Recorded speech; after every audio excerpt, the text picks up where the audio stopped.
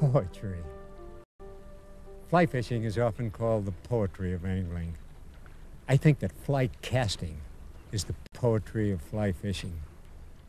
In other games, people, we peak at early ages.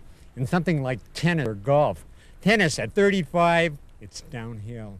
You can rationalize that all you want, but the reflexes go, and the knees go, and the elbow goes, and the shoulder goes.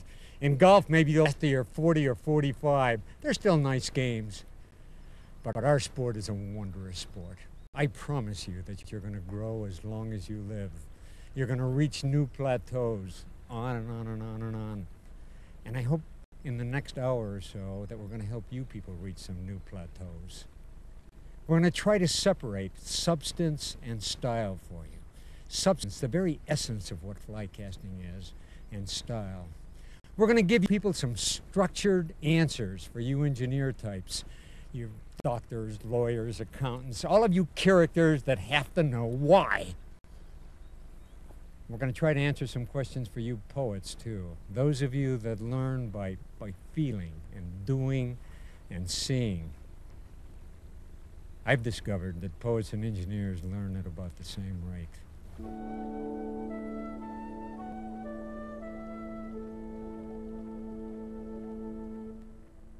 Our first lesson takes place in Belize. We're out here on Turnip Flats, and our guide today is Willie. Willie is one of the most experienced flat fishermen around. The first lesson that we're going to get into is something called loading the rod. Now, we talked about that before. We talked about, and we used the analogy of a bow and arrow. I want to tell you a little bit more about loading the rod because it is the very basis of all fly casting. It, in fact, is the essence of fly casting. You beginners, if you can understand what I'm going to do in the next 5 minutes, you'll have it. Honest. In the next 5 minutes, I'm going to give you the secret of fly casting. You people with some experience, you intermediate and experienced fly fishermen, I want you to look closely because good fly casting may be a little bit different than what you imagine it to be. First, I'd like to introduce you to Joe Schmatkapop. Joe's been fishing for about 30 years. Joe makes statements like 95% of all the fish are caught within 20 or 25 feet. That's because Joe can only cast pretty good to about 20 or 25 feet, if you really want to know. Joe also says something like, I may not cast so good, but I catch fish. I catch fish. I want to tell you, the hell of it is, Joe can be a really good fisherman.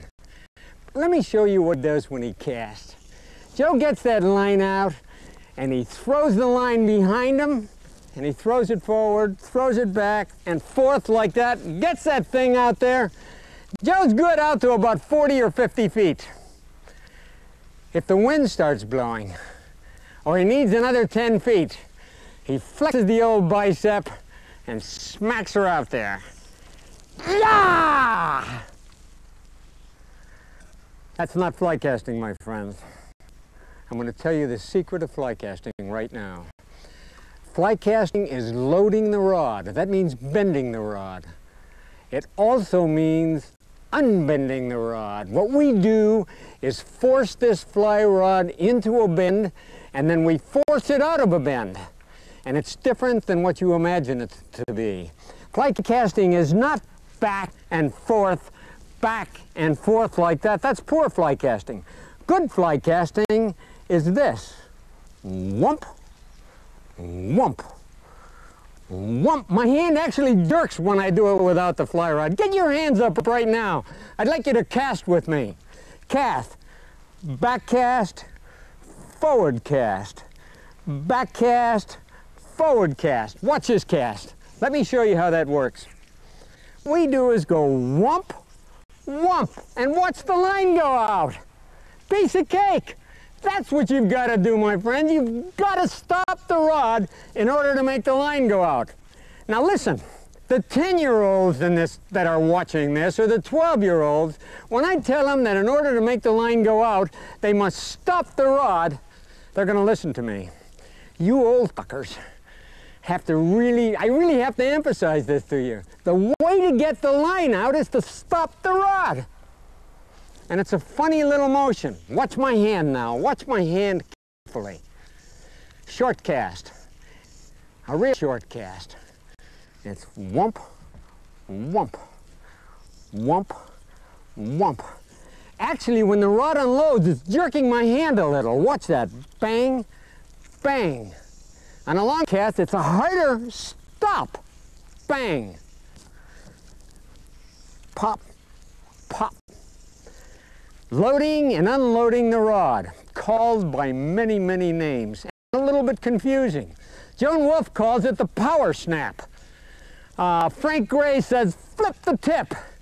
Hugh Falkus says, snap the bloody rod in half.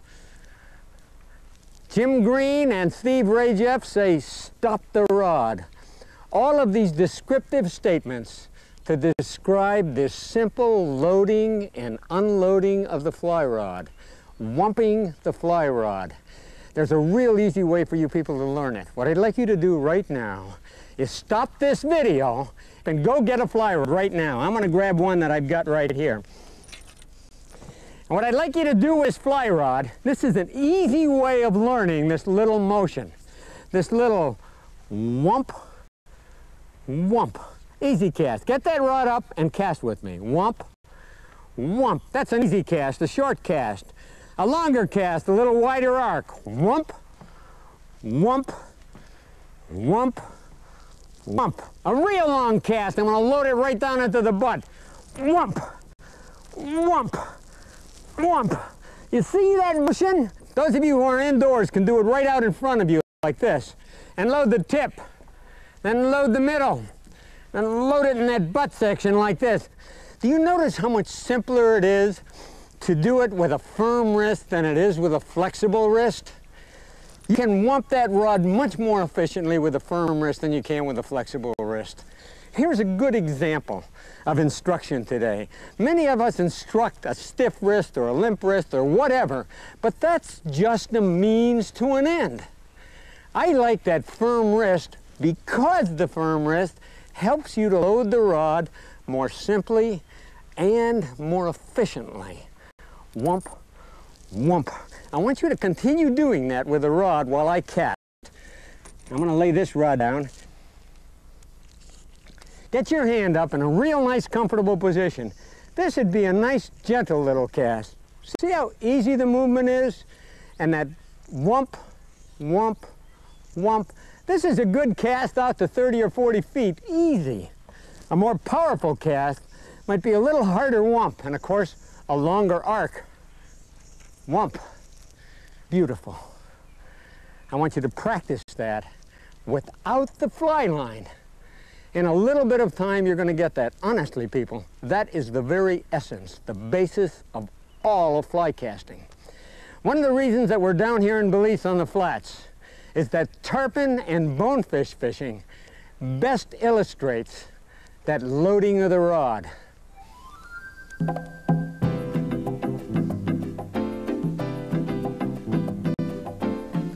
Off we go into the wild blue yonder, climbing high into the sky.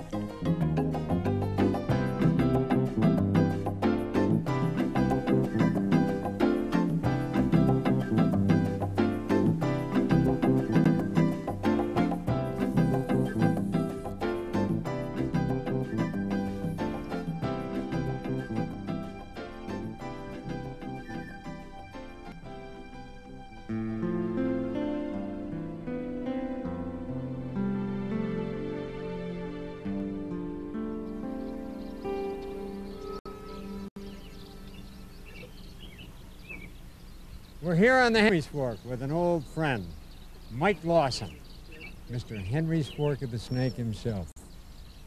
Mike, how does the casting compare here in the Spring Creek with that flats fishing and like in Belize? Yeah, there's a lot of similarities, and then there's a lot of differences too. Trout, you can get close. You know, one thing I noticed the first time I went fishing for saltwater fish is everything happens quick.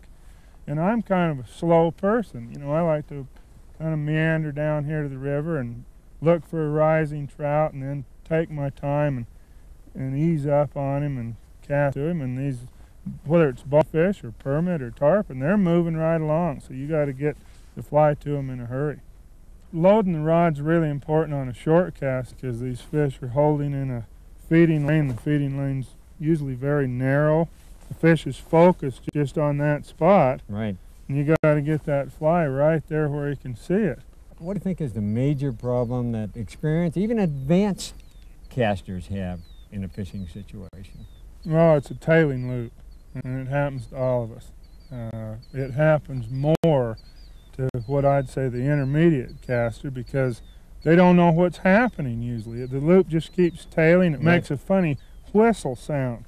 You can tell by sound, huh? Yeah, you hear that sound, you know that the fly's coming flipped over on itself and hitched on the line, and it makes a goofy noise. The tailing loop keeps coming up again and again. Let's take a closer look at it, and let's briefly review the mechanics of a fly cast.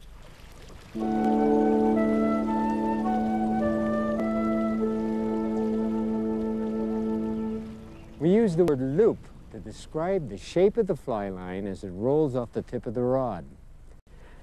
The shape of the loop is determined for all practical purposes by the path of the tip of the rod during the casting stroke. Good loops are formed by a straight line path of the rod tip. Good loops are tipped over U or V shapes, or the elliptical shape, the flattened oval of a good roll casting stroke. All of these loops are formed by a straight line path of the rod tip. That means narrow casting arcs for a minimum amount of rod bend and wider casting arcs for maximum rod bend during the casting stroke. Poets, short cast, short strokes, long cast, long strokes.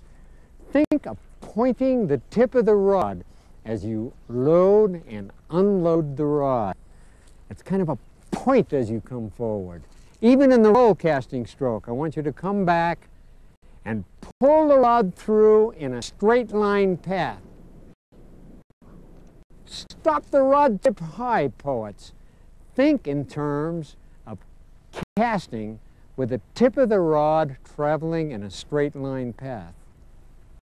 Think of casting with the tip of the rod, not your hand.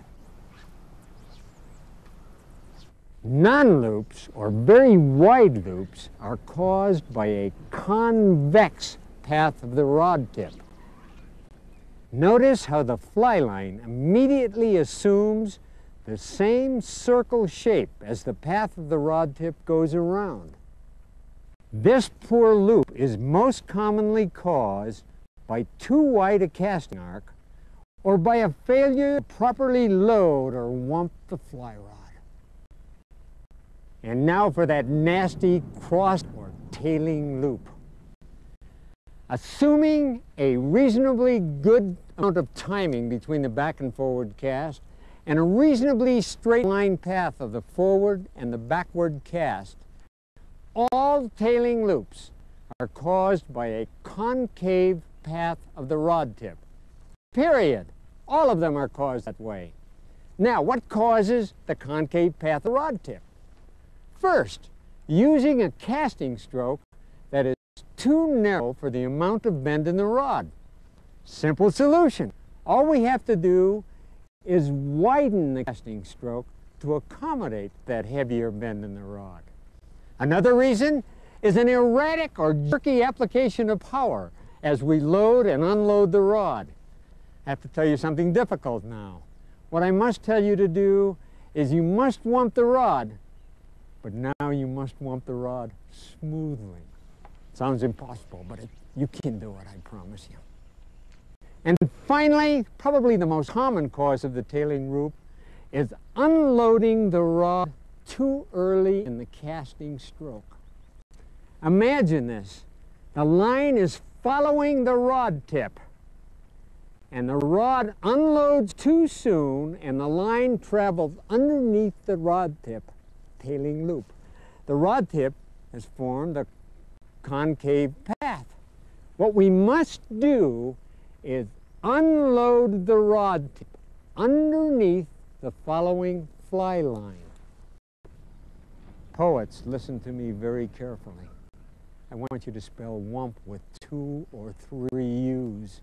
You must stay into the stroke longer. Now, what causes all of these casting faults? You're going to hear all kinds of explanations. Flex your knees, use a stiff wrist, use a flexible wrist, put your finger on top, squeeze harder, blink your eyes. All of these crazy little glitches that may in fact help you. But I've discovered that if you really work on the basic causes, those glitches will work themselves out. Once again, allow me to summarize the causes of a tailing loop. 1. Using a casting arc that is too narrow for the amount of bend in the rod. 2. By an erratic or too early application of power during the casting stroke, jolting or shocking the fly rod. And 3. By unloading or stopping the fly rod too early at the conclusion of the casting stroke. I think one of the big causes for some of these problems is poor form. Sometimes by bringing your hand back incorrectly, you're not able to get the right size casting arc. I think that good form is one of the most important things in fly casting. Surprisingly, good form is a difficult thing to see in your own casting.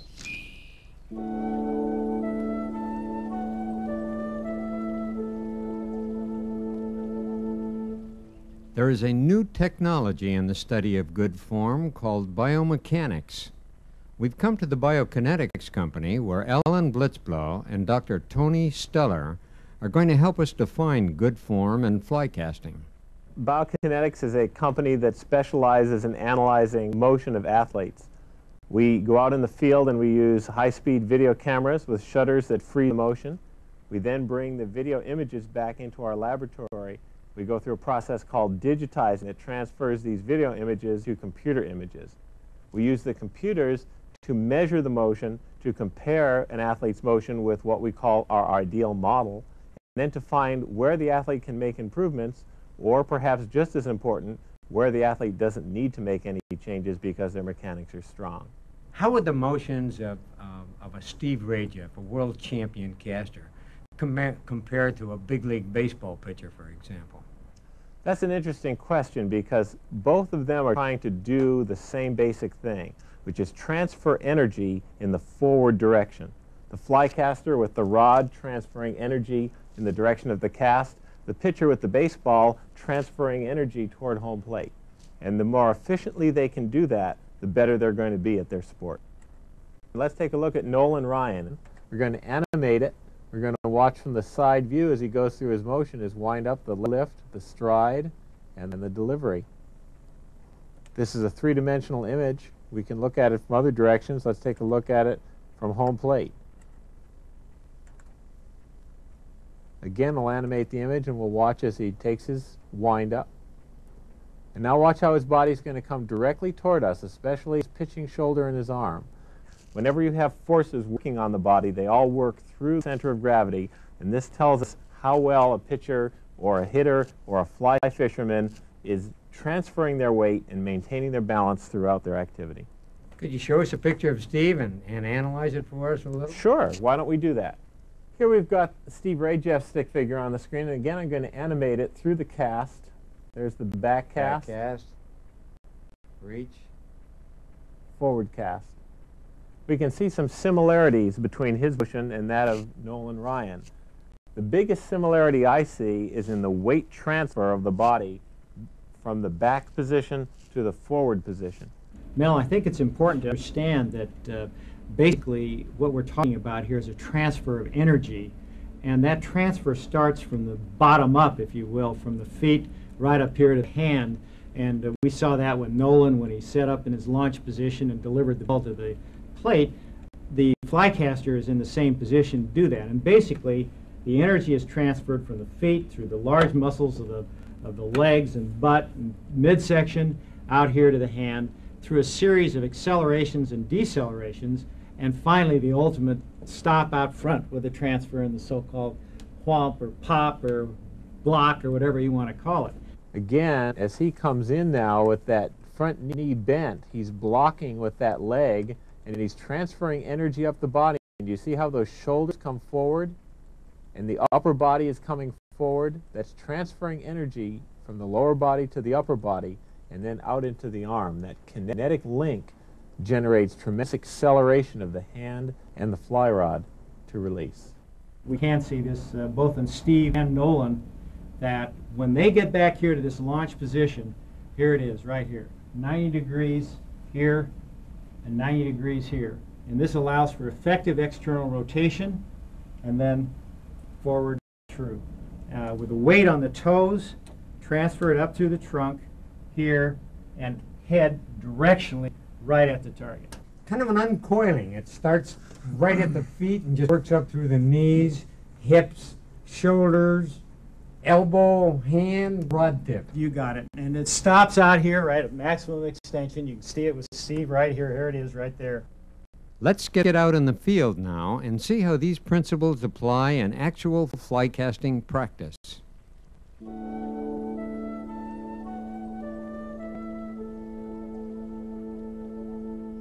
Interesting stuff, that biomechanics. And fun. It's a good thing to have. It's especially wonderful for you engineers. Poets, listen to me carefully now. We're going to talk about how we actually apply this on the river. Let's look at the grip first. There are all kinds of grips that we use on the fly rod. One of the most popular in the country is the thumb on top grip. It looks like this. Very, very good for wide cast like this, wide, powerful cast. Another good grip is the forefinger on top. This is a good grip for really control little tip cast, nice cast. And it's something I use occasionally. But the grip that I use most often, and I'd like to kind of impose my style on you a little bit, is the extended finger grip that looks like this. Get your hand up now, guys. It's called a key grip. It looks like this. It's used in most sports. It's a powerful, versatile grip. It's wonderful. I'd like you to try this grip. I like my hand down close to the reel like this. I think many of you will find if you bring your hand close to the reel, there's a better overall balance. Let's take a look at where we want our hand to be in this fly casting stroke. On short cast, I like my hand close to my shoulder. I'd like you to stand up right now. Please, stand up right now. Just stand up, let your arms hang comfortably at your side, and bring your hand up just like this. This is nice. This is a 30, 40-foot cast. It's beautiful. I'd like your hand and elbow to be outside of your shoulder like this. That's ideal. And cast in front of you a little bit, like this. See that?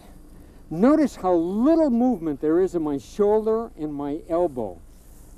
No bursitis or tennis elbow here, guys, casting all day. This is easy. And it's also powerful. I can really get some power in. You wouldn't want to punch somebody like this. You're strong this way. Good short cast. On longer cast, I want your hand to go out and up. Maybe eye high. This is a really comfortable position and probably one that I personally use for fishing most of the time.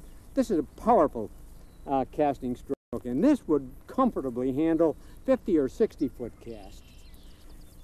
And finally, the Nolan Ryan Steve Ridgeff cast.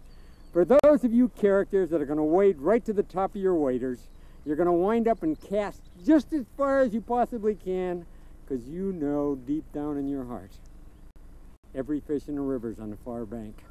Nothing we can say, guys, is going to talk you out of it. The ultimate cast.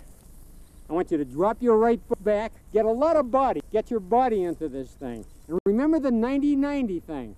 90 degrees from your trunk to your upper arm, 90 degrees from your upper arm to your forearm. So you're in a perfect position for throwing like this. Perfect. Shift your weight. Knees, hips, shoulders, elbow, hand cast. Beautiful. A powerful, powerful long cast. Poets, listen to me carefully. What I'd like you to do is always remember to lead with your elbow this way. Don't pull a Joe Schmatka pop and start casting like this, guys. It's not going to work well. It's this cast. See how nice and comfortable that is? A nice thing about this moving your hand around into different positions is that the grip changes. On a short cast, my thumb is directly on top. On a longer cast, I rotate the reel out a little bit. I've got kind of a V grip with my thumb and forefinger. And finally, on the longest cast, I got a palm out grip into this position because that's the most comfortable position I can get into. Now guys, please practice these casting strokes without a rod, with your hand only. It's the best way to learn good hand and arm position. Now let's take a look at the fly rod as it relates to the casting stroke.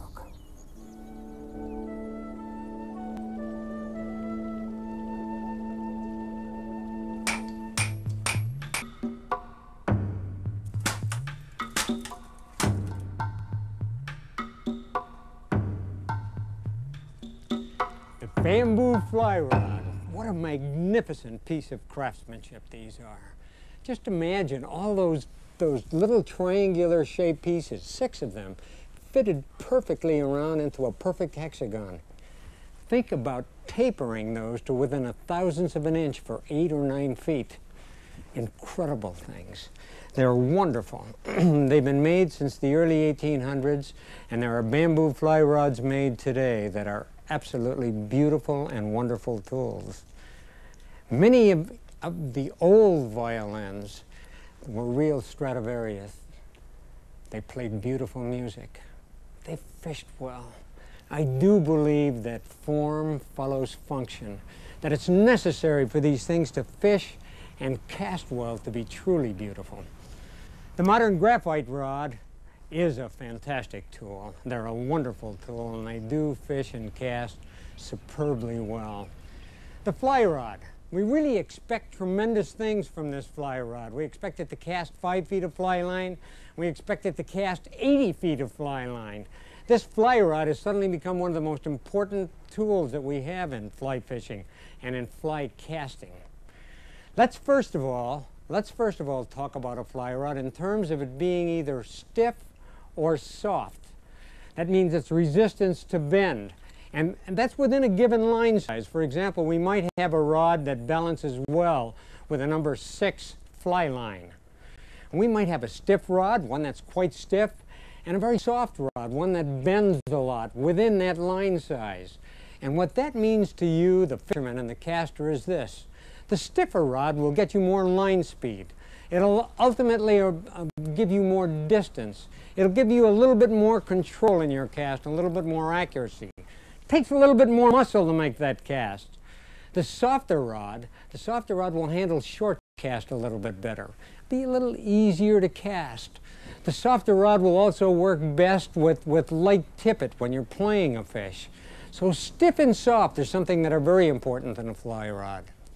Now let's look at where a rod bends. A rod bends in different places on the rod. We call it rod action. Let me define that for you. A tip action rod is one that essentially bends out at the tip of the rod. It wants to bend and load there, with the butt section and the middle section of the rod being relatively stiff. Both the stiff action rod and the tip action rod work best with a narrow casting stroke. Those of you who really like to cast in tight like this and put a little muscle into the cast would like a tip action rod. Conversely, the butt action rod tends to swing from the butt of the rod, and it works best with a wide casting stroke. And then we have the really modern fly rod action. We call it progressive action. It's kind of a, I hate to use the word even, it's kind of a compromise between the two actions.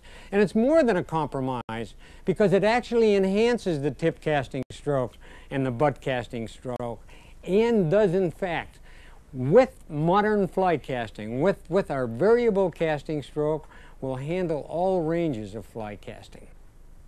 My perfect fly rod, I could cast with a short stroke, load the very tip of the rod in a short cast, work out to maybe 20 or 30 or 40 feet, give me nice action, be an easy casting stroke, and the middle of the rod and the butt section of the rod would stay firm and hold together.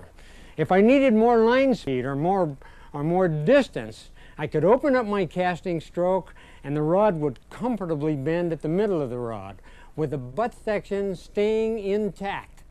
And finally, I could reach down and bend the butt section of the rod. I could use a full butt casting stroke, and the middle section and the tip section would have enough integrity that they would hold up while I really leaned into a cast. All of that with a smooth continuity of action. Sounds impossible, doesn't it? But it's actually not. Most of the modern fly rods that are made today are made with a good progressive rod action. What I'd really like you to do is connect with some good fly shop or somebody that really understands fly rods and fly casting and get some help, because this is a hard thing to really visualize. And now, let's go on down to the river, guys.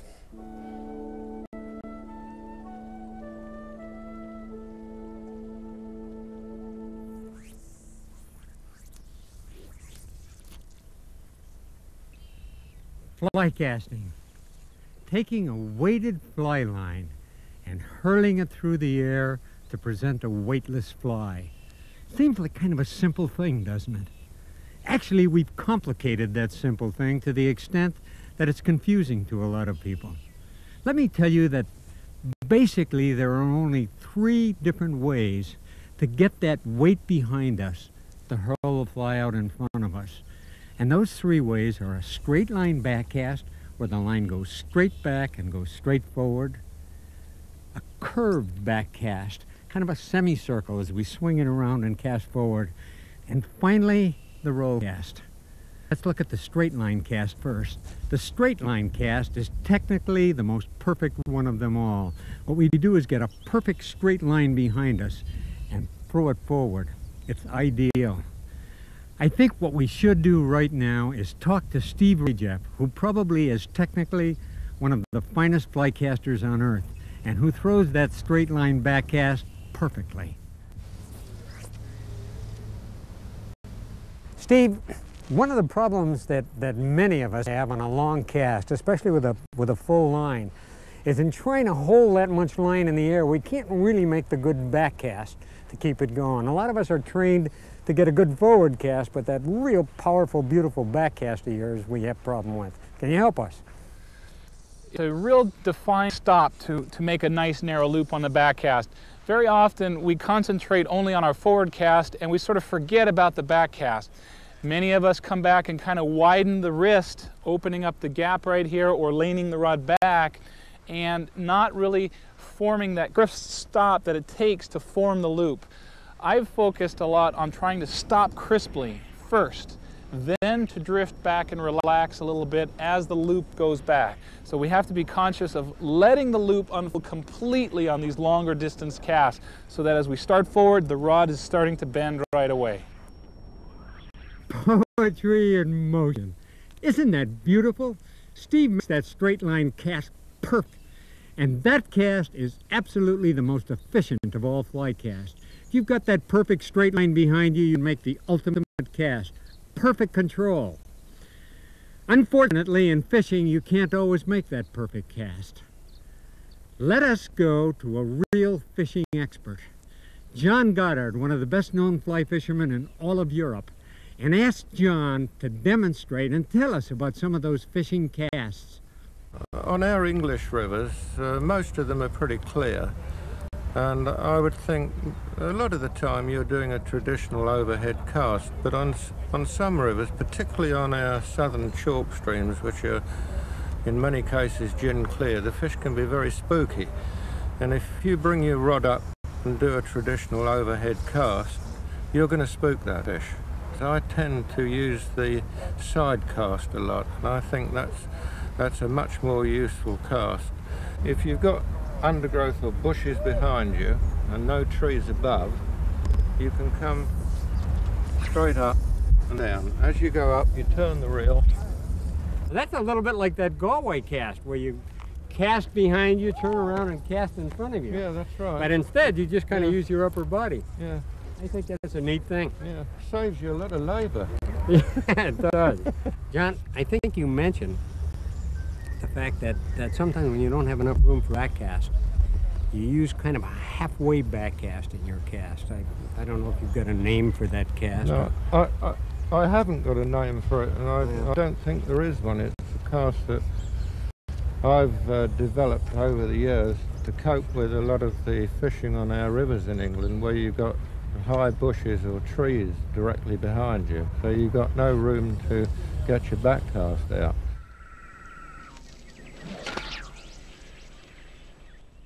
This curved back cast is a really useful fishing cast. It's most commonly called the Belgian cast.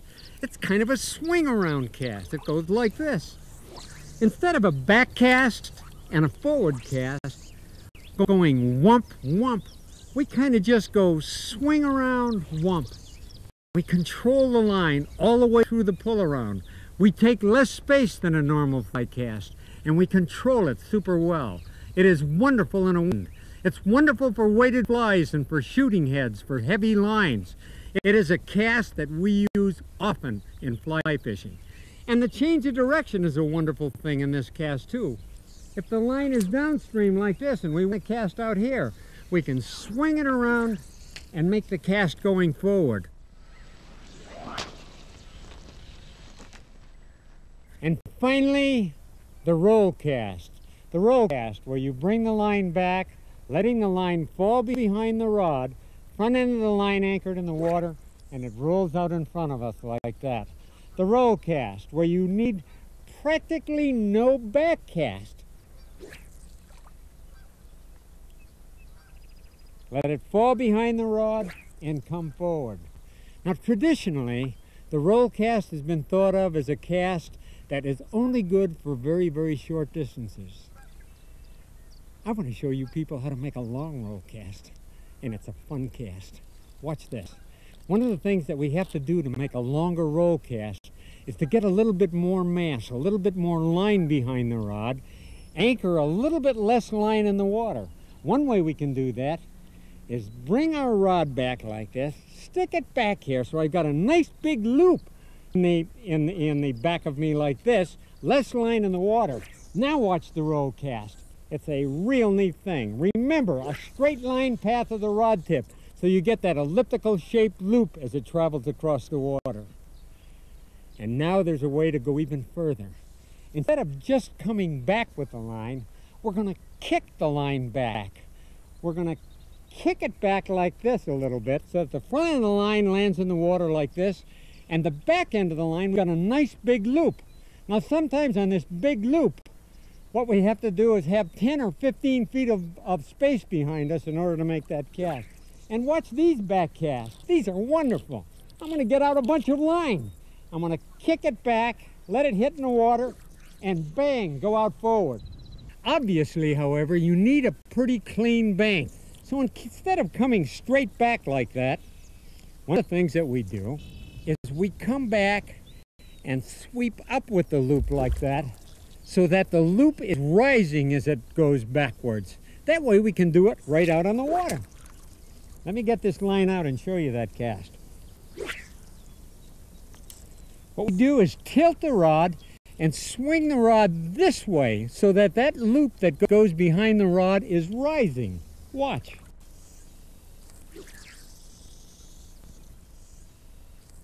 Can you imagine what you can do with a two-handed 16-foot fly rod? Bring your left hand to your heart, laddie. And away she goes. This is really fun, guys. This thing will roll cast a ton. This is one of the most popular techniques for fishing for salmon in Europe. And now it's becoming extremely popular for salmon and steelhead in North America. Let's talk to a real expert about the two-handed rod.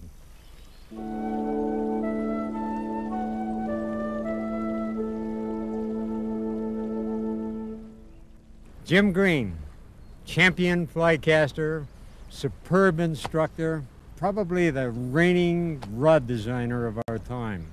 Jim has recently taken up the two-handed rod. Jim, how did you get started in this two-handed rod business? Well, I was lucky and got to fish on the Moisey Salmon Club in Quebec, and I met the Duke of Wellington there, and he uses a two-hand rod, and he kind of got me started. That's super. Do you use it much of the time now when you're steelhead fishing, or? Well, ever since I worked with it and learned how to do it, it's the only way I fish now, because to me I'm getting old, and my muscles are getting sore, and so I cast all day long using the spade cast and never get tired. That spade cast is a kind of casting that's mysterious to a lot of us, and especially in this country, Jim. Well, I think it's because people understand it. Spade cast is no more than bringing the fly up in front of you so you can make a roll cast. So it's a roll cast on running water. Now with the line and the fly downstream, we have to bring this line up and fly to the right side of you so you can make a normal roll cast. Now the line is not up far enough, and if I cut across, I'll tangle it. So that's something you have to be very careful of, and that's where the timing comes in. So it's important to get this line up above you, then make your cast. We'll do it again now. I'll chop down very hard and the line will roll right out. It's that positive stop, though, so important. Now there's another cast. When the wind goes from the right to the left, you'll have a hard time getting the line up above you, so you can use what we call a reverse spade. You bring the line up in the same manner, but then you come around your shoulder like this and cast out that way. So you don't have to fight the wind. The wind will always keep the line to your left, because I'm bringing the rod back over to my left shoulder. And normally that particular cast isn't taught too much, but it's very effective. You bring the line up, come back over your left shoulder, then roll cast it forward. Jim really does make it look easy, doesn't he? I've just recently taken up this two-handed rod, and I've got some suggestions for you and a possible learning sequence that might be useful for you. The first thing you must do is learn to load the rod. I'm almost embarrassed to tell you how long it took me to finally realize that I wasn't loading the rod properly. The combination of two hands and this long rod, it just wants to make you go wrong. Wrong! What you must do is load the rod. Whoomp, whoomp. I want you to do that without a line on the rod, just as we did with the one-handed rod. First cast is a tip cast, just a little flicking tip cast. With this two-handed rod, it is so easy to cast distances. Tip cast, just loading the tip of the rod. Beautiful. On the next cast, let's try a middle of the rod cast. Get a little bit more line out. Whump. You got to stop the rod, and that line goes out beautiful like that. And finally, a full stroke butt cast. Whump, whump, whump, whump. Our next lesson now is going to be curved back cast. I'd like you to take this rod and learn to load the rod in kind of a circle like this. Bang! Loading in a kind of a circle. It kind of torques the rod in the circle and unloads in the forward direction like this. It's the key to spay casting, and it's the key to the curved back cast. In practicing this curved back cast, you'll find that a short line works much better than a longer line. You might want to use a weight forward line or a shooting taper for this. And remember, I want you to watch the rod load around the corner and unload. Perfect.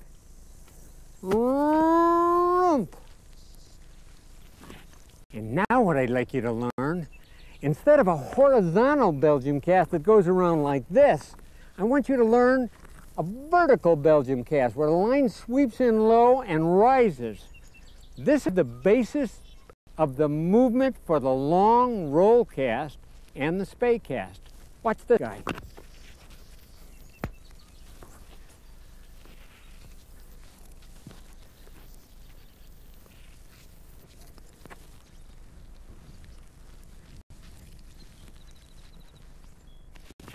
Let me show you an aerialized spay cast where the line is downstream over there and I'm going to swing it around.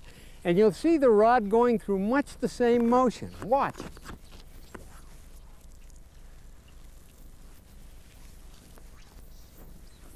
The key is loading the rod in that circular motion and unloading in the intended direction of the fly line.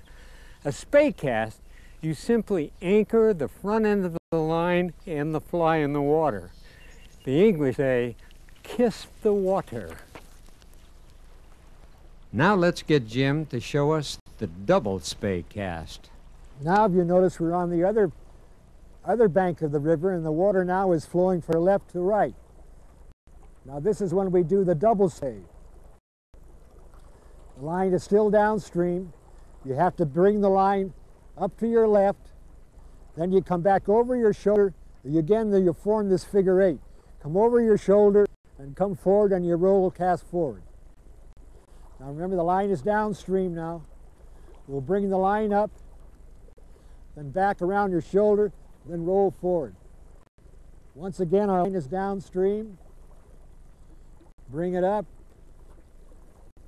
over your shoulder, and make the normal roll.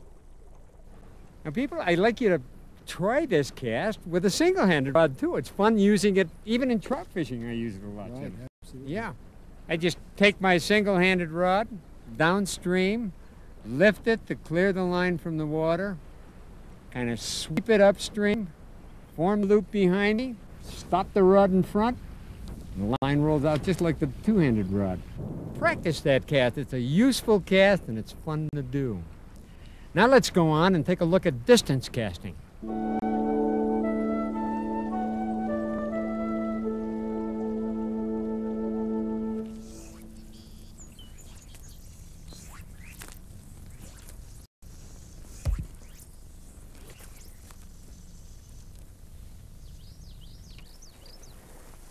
Distance casting, something all of us want a little bit more of. It seems like that fish is always 10 feet out further than the longest cast that you can make. Distance casting is kind of fun too, guys. Let's look at a few things that might help you in your distance casting. I think that the first thing, and probably one of the most significant things in distance casting, is getting that hand and arm in good position. I think we discussed earlier, getting your hand in that nice 90 degree thing.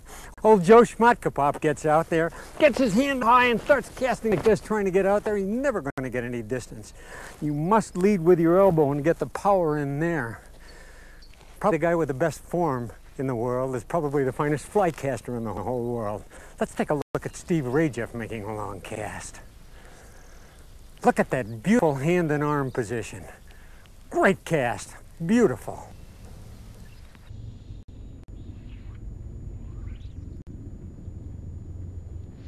Let's address one of the most important things in distance casting. It is something that is really relevant to making a long cast. Remember when we discussed mechanics? We need a very, very wide casting arc to accommodate the heavy bend that exists in a powerful distance cast. We've got to be cocked, ready to throw on that distance cast. Let's look at our friend Joe Schmatkopop again. He does something that is really bad. He gets out there, casts back, moves forward, and then casts. That type A behavior, he just can't wait for the back cast. He goes cast, drift, cast. Terrible. One of the things that happens is you're making the forward cast with your rod almost straight up. It's a terrible position to be in. Creates tailing loops and doesn't give you the kind of distance you're looking for. One of the things that we must do in fly casting is we must bring the rod back, wait, and then make the forward cast. That's the only way that you can do it. There's one even better way. Almost every great caster that I've ever seen cast drifts with the rod backwards. They follow through. They make the cast and follow through with the rod. They go whump, drift, cast. Perfect. One of the things we're doing is we're kind of going with the line, opening up the casting stroke, cocking the stroke for a powerful forward cast. It's an ideal motion. It's a follow through. It's a simple little execution. Watch. Get your hands up right now. Whump, drift, cast. Poets, listen to me carefully. Short cast, short drift, long cast, long drift. Watch this. Whump, drift, cast. Provides perfect timing. Whump, drift, cast. Beautiful. Long cast. Whump, drift, cast. It's an ideal thing to do. Let's watch Steve making a really long cast and watch that drift. There, he's made a beautiful back cast. Look at that long drift. A powerful forward cast. Perfect.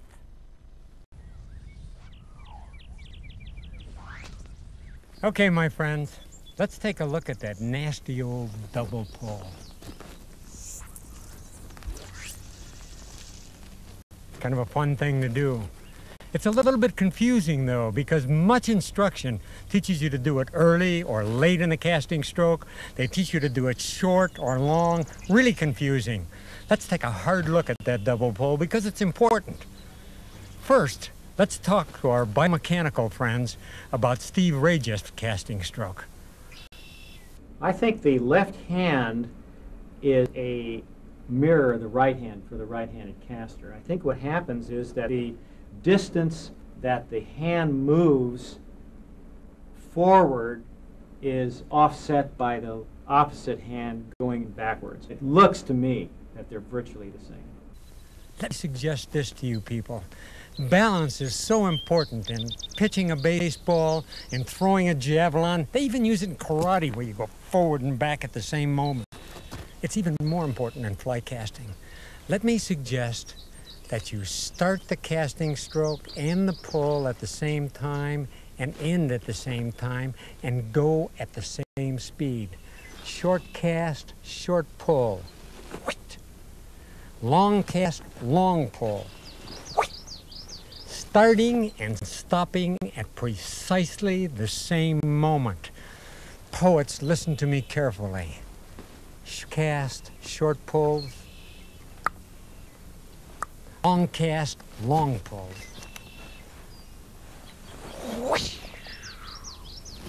super important. It's the easiest thing to do. It's the best thing to do. It will keep you in balance, and the pull will be throughout the stroke, ending at precisely the same moment that the rod unloads. Perfect. I want you to practice that without the rod. You go gently with the right hand, go gently with the left hand.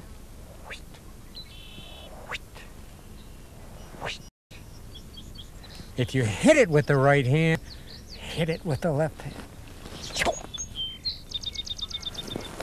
A great way to get good distance and an easy way to learn the perfect double haul.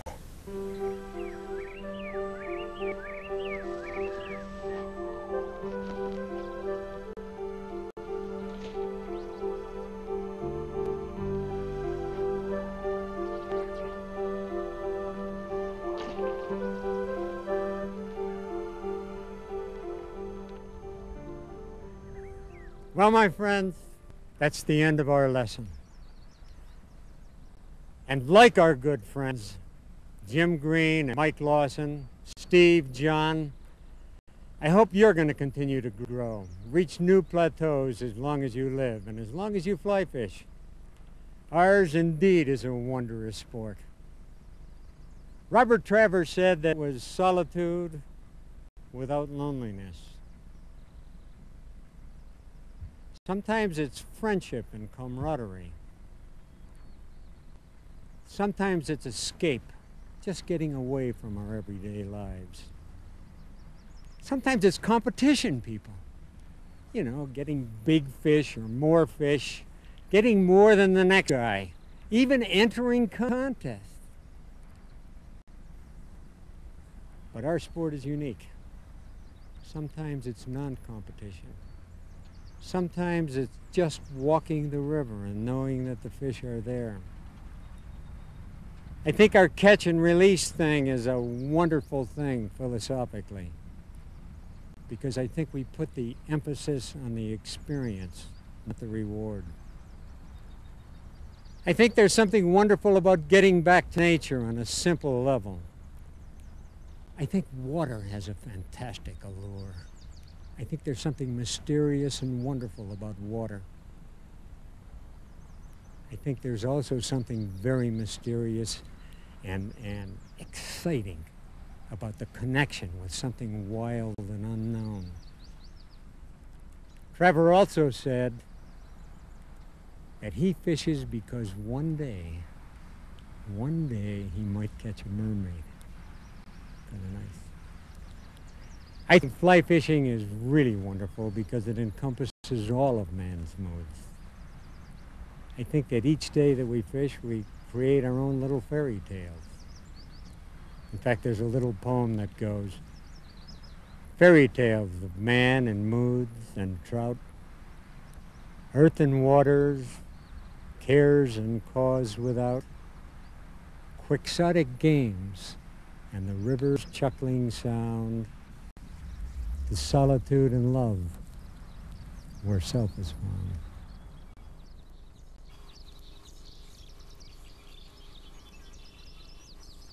found.